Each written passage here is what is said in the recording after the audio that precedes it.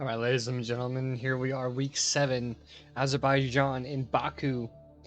We went ahead and updated our style of our helmet for these next few upcoming races up until our home race in the U.S. at Race of Americas in Texas. We'll have a new helmet for that race, and then we'll swap back to this one or the one that we were using before. Let's get right into practice.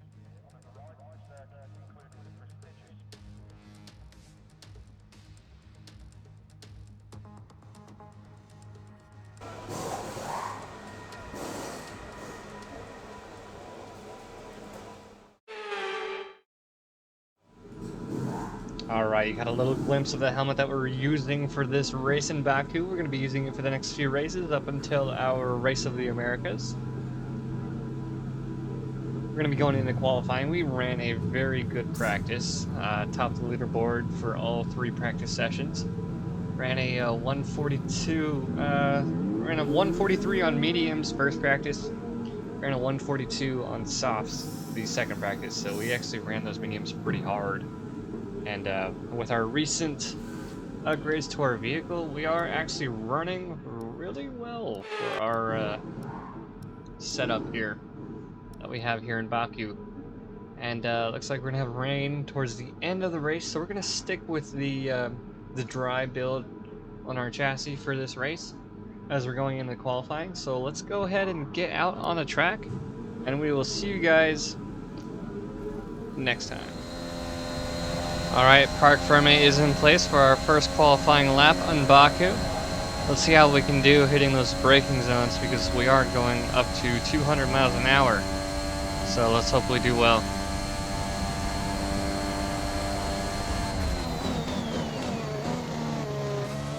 A little wide there on the first corner, no worries. Second corner was a little better, we still cut the inside.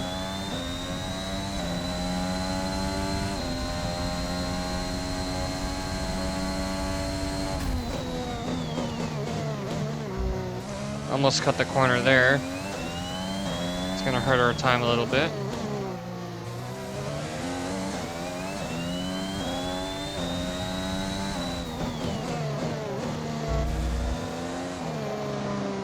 A little wide there on that hairpin. We're gonna be very careful coming up to this corner because we can wreck our car very easily here. Going up this hill. Going a little wide on the outside. Exited that, but we did pretty well.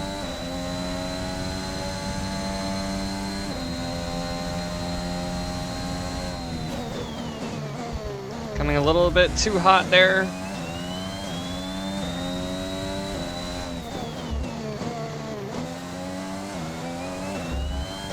We're very careful on those hard turns. And on the inside of those corners there, going at this high rate of speed. Let's see what our lap time is going to be compared to our practice session. 40, 41, 42, 43. All right. 142.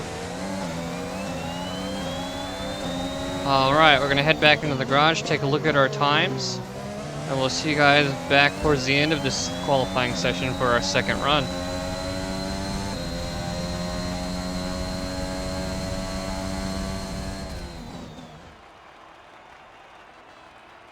All right, looks like we make the cut. We get knocked down to top 10, sitting at a 142.4. We had a 142.9 our first run. That second run, we hit some corners. Didn't really help our time, but we are still sitting in a good position. Carlos Sainz there sitting at the top of the grid for Q2. See you guys in Q2.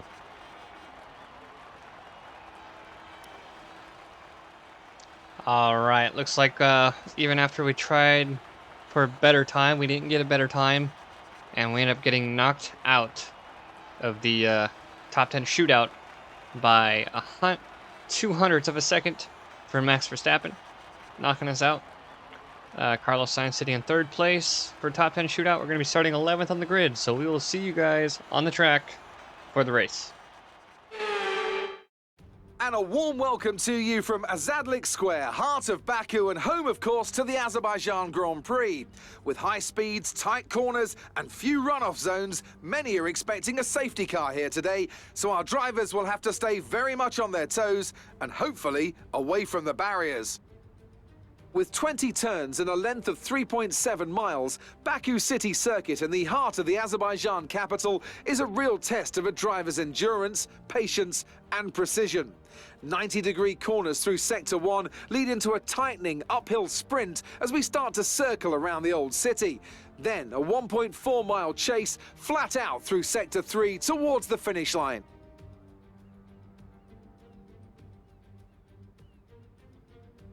Anthony Davidson joins me once again in the commentary box.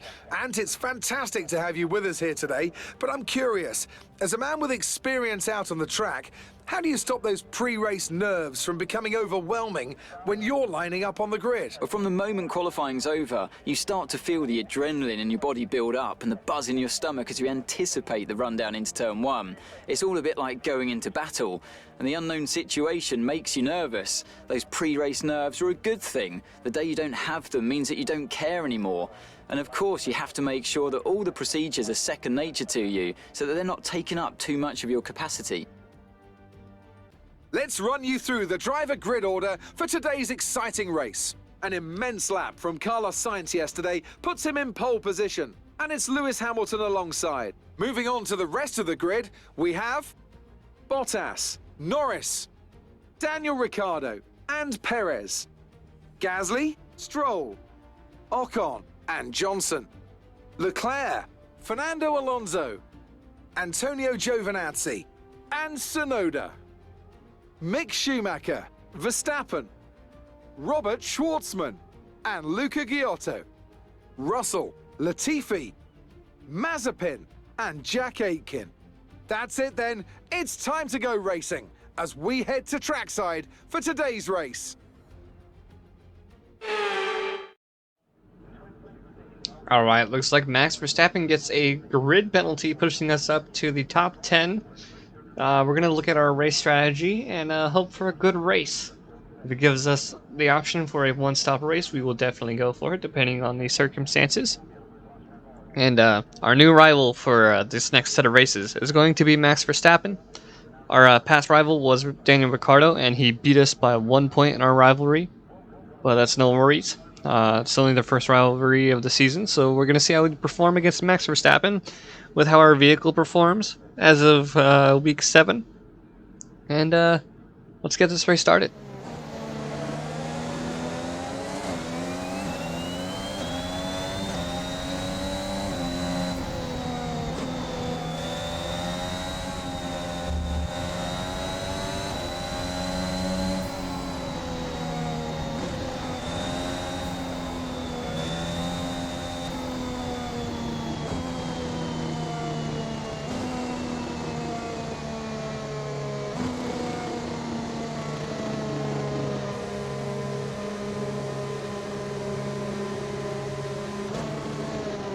Alright, ladies and gentlemen, here we go. We're pulling into our grid slot for the race, moving up to 10th position from the grid moves and penalties. Tires are warmed up really well, and we have that orange-ish yellow icon there saying that our percentage... The start sequence will begin as soon as the grid has formed. Sorry about that, but our percentage on our engine was pretty rough. Here's our 5 red lights on our start. Alpine looking pretty good, sitting in 8th and 9th position at the start of the race. And then...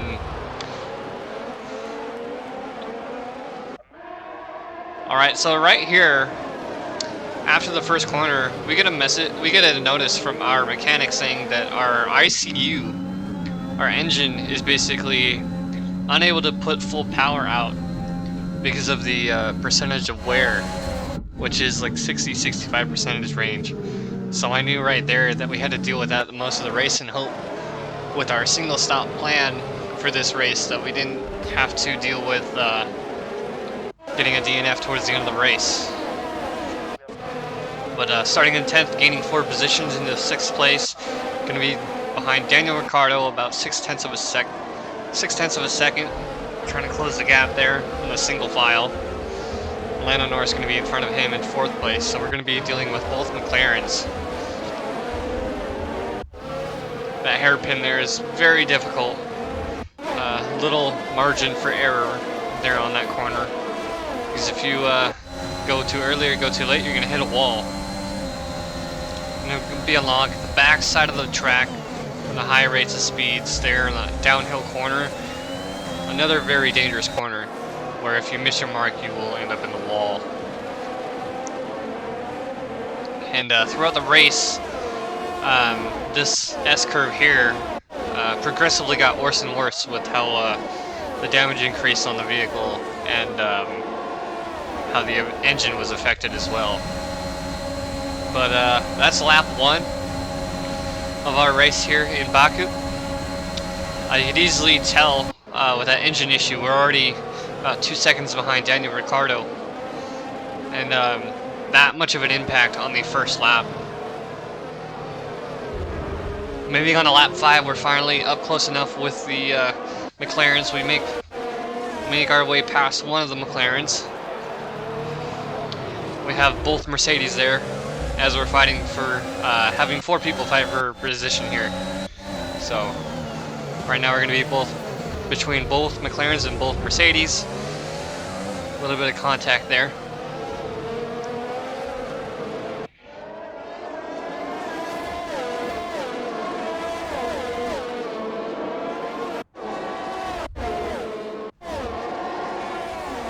And that's going to be a good fight here towards the end of lap 5. With that engine issue and not being able to put out that power that I need on those long straights, I knew right away that our DRS would be a big help.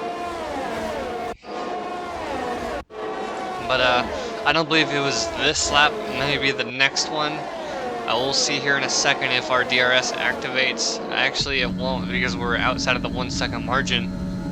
But around here is when I got a notice from the mechanic that our DRS was broken, and we didn't get it fixed until we went into the pits. So running without DRS working properly is a big issue. Coming here next to Lando Norris here in P3.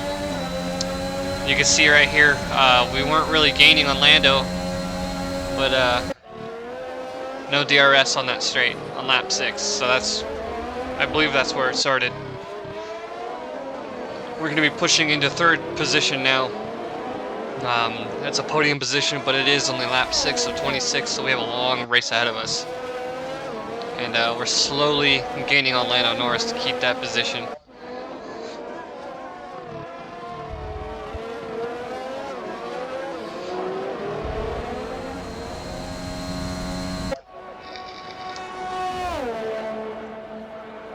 Coming on to lap 9, first set of pit stops, and we decided to go into the pits. We're sitting 1st and 2nd with Unity right now. So I'm like, okay, we're in a good position. I'm going to go ahead and take my pit as intended on lap 9. Carlos Sainz with a good 20-second lead, all on his own out there in the front. And as we're coming out on pits, we lose 5 positions, I believe. 1, 2, 3, 4, 5, yep. We're going to be back behind the McLarens of Lando Norris and Daniel Ricciardo once again. This time, only Lewis Hamilton being in front of me with the Mercedes. I believe Valtteri Bottas had some issues that caused him to get sent to the back of the pack, probably some damage. I wasn't able to look. But our new rival for this next series of races, Max Verstappen, making his way up to 15th as we're trying to fight for that ground against Lando Norris.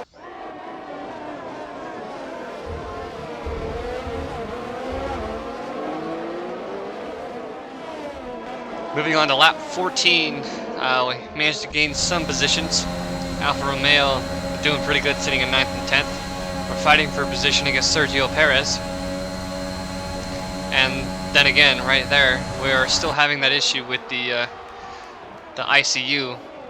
We do have our DRS back at this point, but without that ICU being at full potential, we won't be able to do much.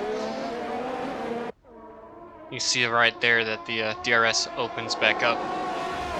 Trying to stay with Sergio Perez, fighting for that position. We move to the outside of the corner, fight for that position around the corner, along the streets of Baku. And we managed to capitalize on coming in contact with a wall, but which leaves Sergio Perez back into 6th position. We're going back and forth between these roads here. It was a good fight. We ended up on top here, coming up to that hairpin going uphill on the left side. And it was a pretty good fight through the back roads. But another good thing about this track is another very great cinematic through the straights of this track. Very amazing shot. You can hear the other cars coming up behind me, but they don't come into frame. But lap 16, running in 5th position, about 12 seconds behind Daniel Ricciardo, mainly because of an engine issue. But Daniel Ricciardo did end up going into the pits, so we are back up into the 4th position, behind Lewis Hamilton and Robert Schwartzman, not even 2 seconds behind us, with a pack of 3 cars. So Robert Schwartzman and the 2 McLarens gaining ground on me. And here we are, Charles Leclerc, 4th place, fighting for 4th place right now, and fighting for 3rd place, my apologies. And we managed to pass him. And there we go, fighting for that position, almost coming in contact with Charles, and he ends up getting the DRS on us because we were in the front. I still managed to stay to the outside, fighting for that position around the corner. Charles cuts the corner, hits the wall, gets a little bit of damage on his wing. And at this point we are on our yellows, about halfway through our yellows, because we did take that early pit stop on lap 9.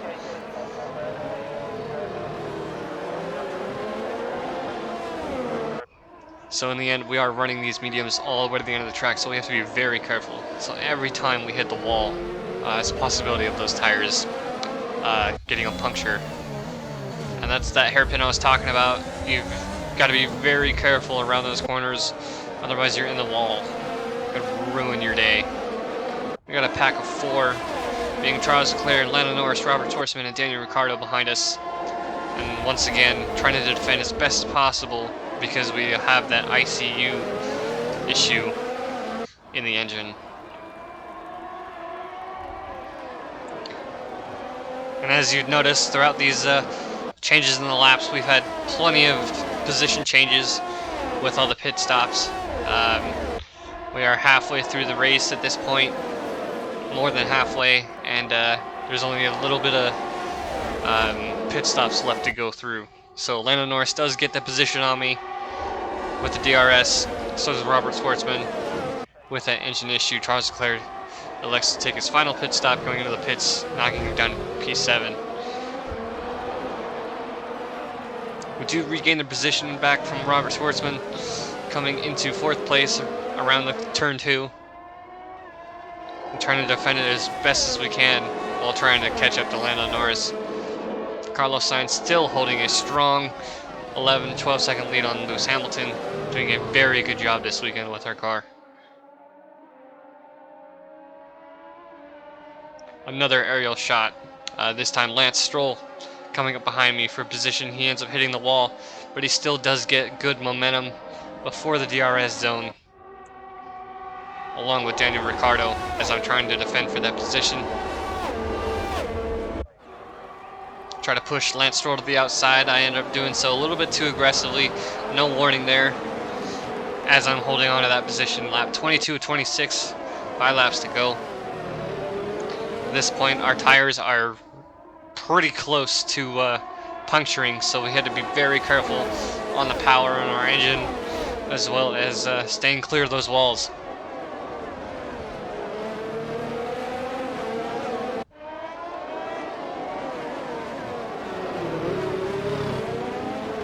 Being very cautious around those corners.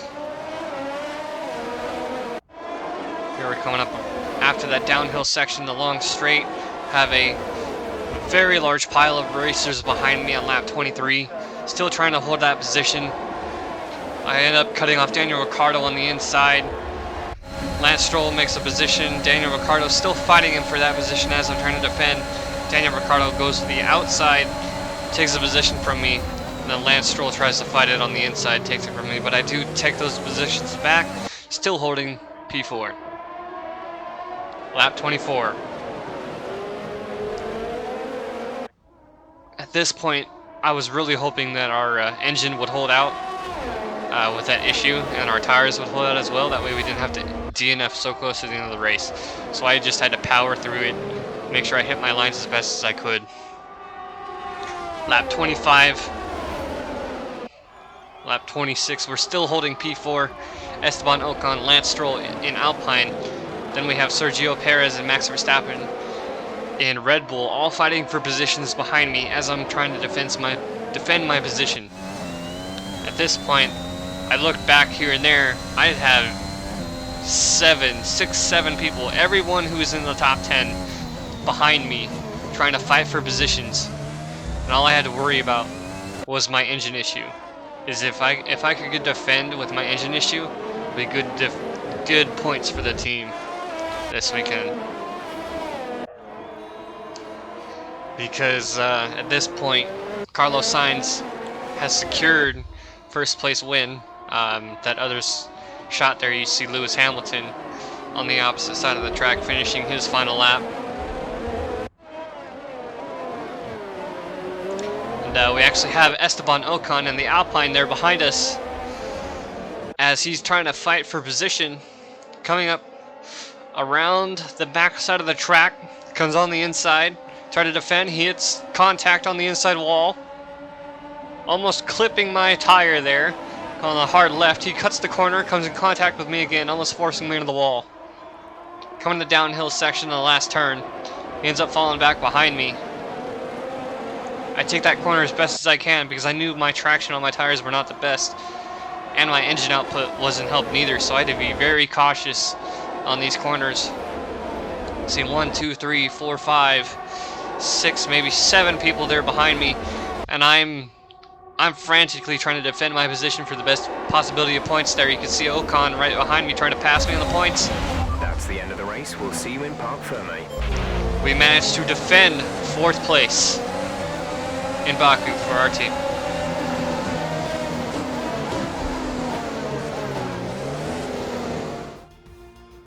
Here we are then, a real team effort to overcome their rivals for a memorable win here today. And talk to me, what do you think it was that sealed the win for them? I really feel the track layout combined with the track temperatures we saw today suited their car. These cars come alive when the tyres are just at the right temperature, and the driver did a great job managing that as well. They just look so comfortable out there. It's like anything, it always looks so easy when it all just clicks.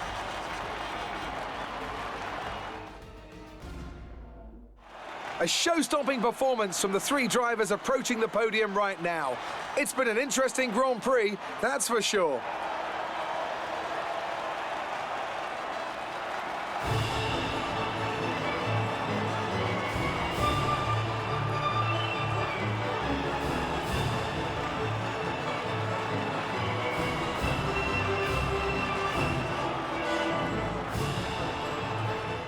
It's a great result for Lewis Hamilton, who moves further ahead at the top of the table. Now, let's discuss, Ants. Who would you say is a contender for driver of the day? Max Verstappen seemed to just effortlessly weave through the other drivers today without a care in the world. He was definitely my driver of choice. It's time to see how things are shaping up in the Constructors' Championship.